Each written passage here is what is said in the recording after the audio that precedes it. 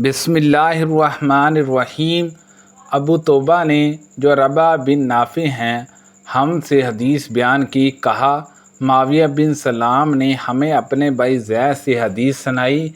कहा उन्होंने अबू सलाम से सुना। कहा मुझसे अबू उसामा हिबा ने बयान किया कि नबी करीम सल्लल्लाहु अलैहि वसल्लम के आज़ाद करदा ग़ुलाम सुबान रज़ी अल्लाह अन्हु ने इन्हें ये हदीस सुनाई। कहा मैं रसूलुल्लाह सल्लल्लाहु अलैहि वसल्लम के पास खड़ा था। एक यहूदी आलम खबर आपके पास आया और कहा ए मोहम्मद सल्लल्लाहु अलैहि वसल्लम, आप पर सलाम हो। मैंने इसको इतनी ज़ोर से धक्का दिया कि वो गिरते गिरते बचा। उसने कहा मुझे धक्का क्यों देते हो? मैंने कहा तुम या रसूलुल्लाह सल्लल्लाहु अलैहि वसल्लम नहीं कह सकते। यहूदी ने कहा हम तो आपको उसी नाम से पुकारते हैं जो आपके घर वाले ने आपका नाम रखा है। तो रसूलुल्लाह सल्लल्लाहु अलैहि वसल्लम ने फरमाया यकीनन मेरा नाम मोहम्मद सल्लल्लाहु अलैहि वसल्लम है जो मेरे घर वालों ने रखा है। यहूदी बोला मैं आपसे पूछने आया हूँ। रसूलुल्लाह सल्लल्लाहु अलैहि वसल्लम ने उससे फरमाया अगर मैं तुम्हें कुछ बताऊँगा तो क्या तुम्हें उससे फ़ायदा होगा? उसने कहा मैं अपने दोनों कानों से तवज्जो से सुनूंगा। तो रसूलुल्लाह सल्लल्लाहु अलैहि वसल्लम ने एक छड़ी जो आपके पास थी ज़मीन पर आस्ता आस्ता मारी और फरमाया पूछो। यहूदी ने कहा जिस दिन ज़मीन दूसरी ज़मीन से बदलेगी और आसमान भी बदल जाएंगे तो लोग कहाँ होंगे? रसूलुल्लाह सल्लल्लाहु अलैहि वसल्लम ने फरमाया वो पुसरा से ज़रा पहले अंधेरे में होंगे। उसने पूछा सबसे पहले कौन लोग गुजरेंगे? आपने फरमाया फ़ुकरा महाजिरीन। यहूदी ने पूछा जब वो जन्नत में दाखिल होंगे तो उनको क्या पेश किया जाएगा? तो आपने फरमाया मछली के जिगर का ज़्यादा हिस्सा। उसने कहा उसके बाद उनका खाना क्या होगा? आपने फरमाया उनके लिए जन्नत का वो बैल ज़िबा किया जाएगा जो उसके अतराफ में चरता फिरता है। उसने कहा उस खाने पर उनका मशरूब क्या होगा? आपने फरमाया उस जन्नत के सलसबील नामी चश्मे से। उसने कहा आपने सच कहा है। फिर कहा मैं आपसे एक ऐसी चीज़ के बारे में पूछने आया हूँ जिसे अहले ज़मीन से महज एक नबी जानता है या एक दो और इंसान। आपने फरमाया अगर मैंने तुम्हें बता दिया तो क्या तुम्हें इससे फ़ायदा होगा? उसने कहा मैं कान लगाकर सुनूंगा। उसने कहा मैं आपसे औलाद के बारे में पूछने आया हूँ। आपने फरमाया मर्द का पानी सफ़ेद होता है और औरत का पानी जर्द। जब दोनों मिलते हैं और मर्द का मादा मनवा औरत की मनी पर गालिब आ जाता है तो अल्लाह के हुक्म से दोनों के यहाँ बेटा पैदा होता है। और जब औरत की मनी मर्द की मनी पर गालिब आ जाती है तो अल्लाह ज़वजल के हुक्म से दोनों के यहाँ बेटी पैदा होती है। यहूदी ने कहा आपने वाकई ही सही फरमाया और आप यकीनन नबी हैं। फिर वो पलट कर चला गया।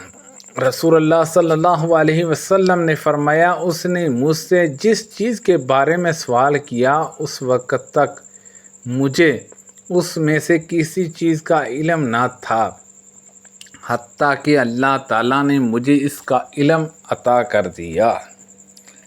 अबू माविया ने हशाम बिन अरवा से उन्होंने अपने वालिद से और उन्होंने हज़रत आयशा सिद्दीक़ा रज़ी अल्लाह अन्हा से रवायत की कि जब रसूलुल्लाह सल्लल्लाहु अलैहि वसल्लम गुस्ले जनाबत फरमाते तो पहले अपने हाथ धोते, फिर दाएं हाथ से बाएं हाथ पर पानी डालकर अपनी शर्मगाह धोते, फिर नमाज के वज़ू की माज वज़ू फरमाते।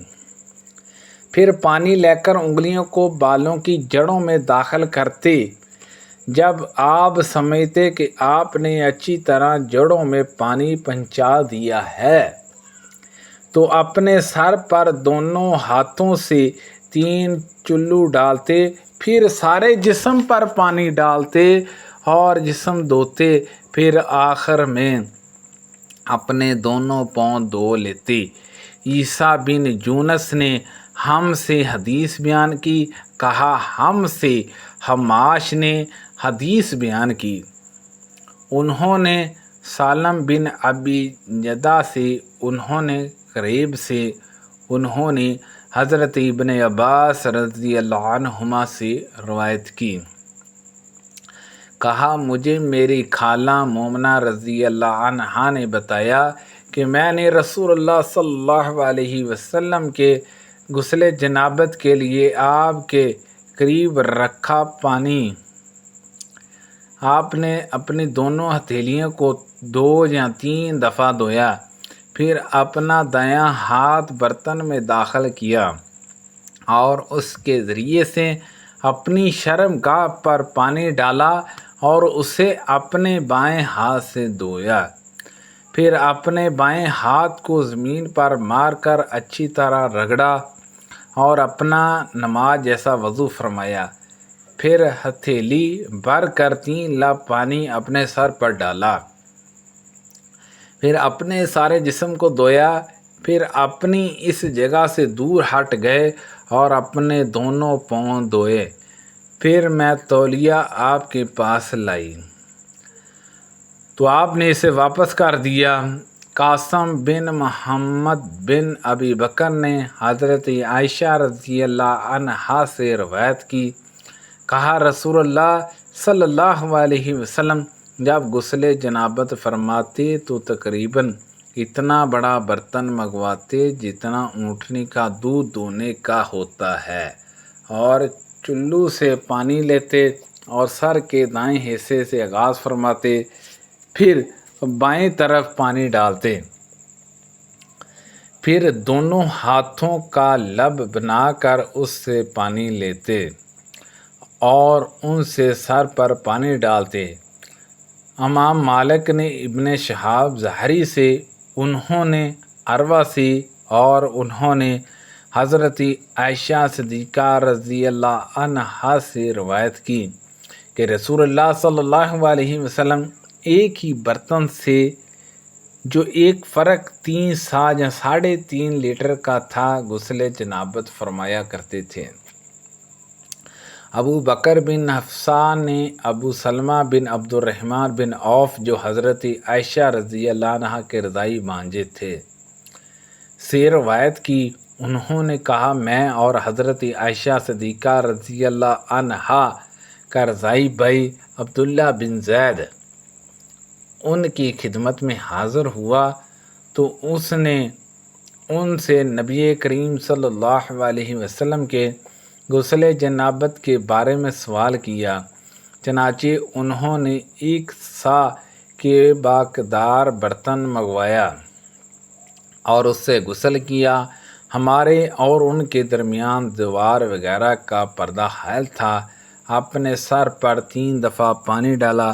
ابو سلمہ نے بتایا کہ نبی کریم صلی اللہ علیہ وسلم کی ازواج محترم اپنے سر کے بالوں کو کاٹ لیتی تھیں جہاں تک کہ وہ وافر کانوں کے نچلے حصے کی لمبائی کے بال کی طرح ہو جاتے۔ سبحان اللہ عز و جل۔ اللہ پاک سے دعا ہے کہ اللہ پاک ان حدیثوں پر عمل کرنے کی توفیق عطا فرمائے۔ کو پڑھنے میں غلطی کوتاہی ہو گئی ہو اللہ پاک معاف فرمائے۔ آمین بجاہ النبی الامین صلی اللہ علیہ وسلم۔